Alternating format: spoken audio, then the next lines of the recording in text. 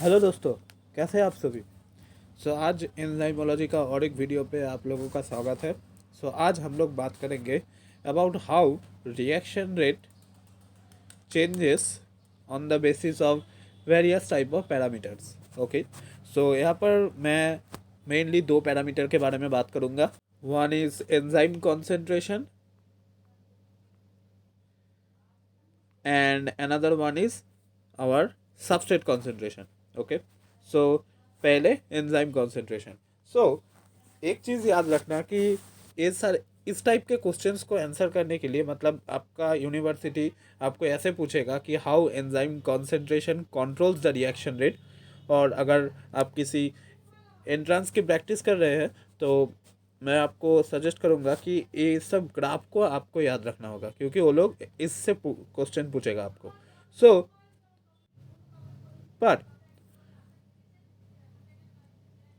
यहाँ पर एक चीज़ पहले याद रखना कि जिस पर्टिकुलर चीज़ के ऊपर बेस हम लोग रिएक्शन रेट कैसे चलेगा वो चीज़ डिटरमाइन करेंगे, उस चीज़ को छोड़ के हर एक चीज़ को हमें कांस्टेंट मानना पड़ेगा। मतलब यहाँ पर हम लोग किस चीज़ को पकड़ रहे हैं, एंजाइम कॉन्सेंट्रेशन को, राइट।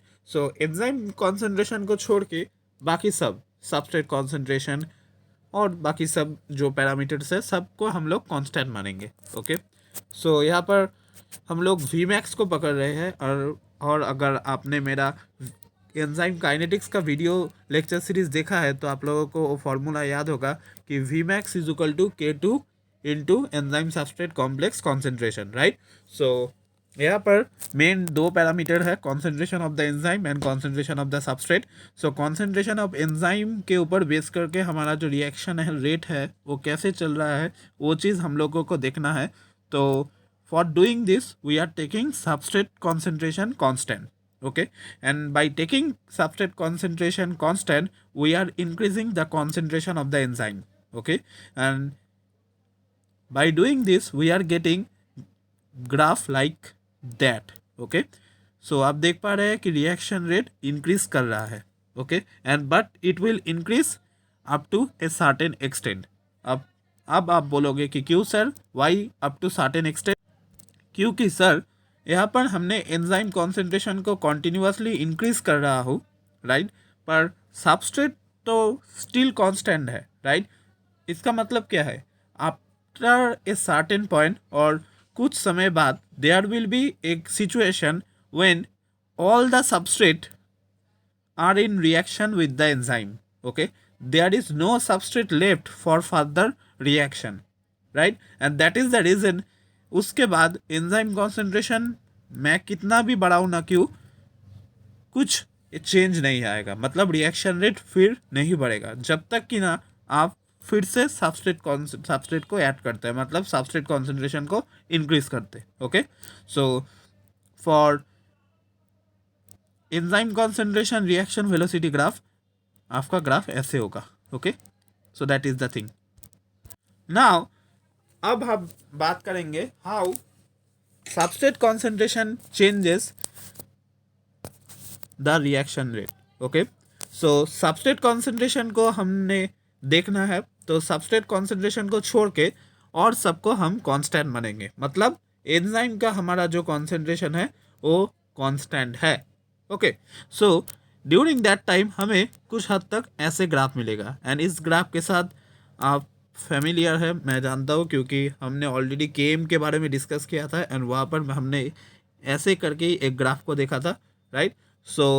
यहाँ पर आप देख पा रहे हैं कि सबस्ट्रेट कॉन्सेंट्रेशन को मैं जितना बढ़ाऊंगा उतना रिएक्शन रेट बढ़ेगा, पर up to a certain extent उसके बाद एक प्लेटू फेस आ जाएगा और स्टेशनरी फेज आ जाएगा, राइट। इसका मतलब उसके बाद further increase in substrate concentration will not going to increase the reaction velocity, right. Why sir? Because substrate को मैं कितना भी बढ़ाऊँ ना क्यों enzyme concentration remain constant, right. मतलब एक after a certain situation all the active side of the enzyme will be saturated by the substrate, right. मतलब उस एंजाइम में जितना एक्टिव साइट्स मौजूद है after a certain condition all the active site will be fulfilled with substrate, right.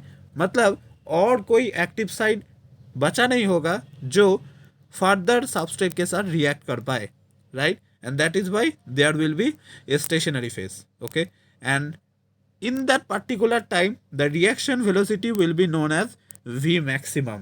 मतलब ये enzyme का maximum velocity है, एंजाइम इससे ज़्यादा और स्पीड में नहीं दौड़ सकता, राइट। एंड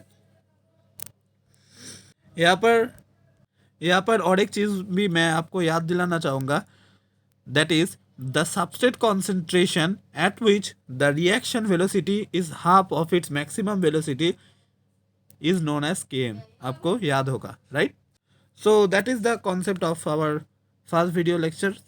सो आपको उम्मीद करता हूँ समझ में आया होगा कि कैसे रिएक्शन रेट चेंज होता है on change with enzyme concentration and substrate concentration.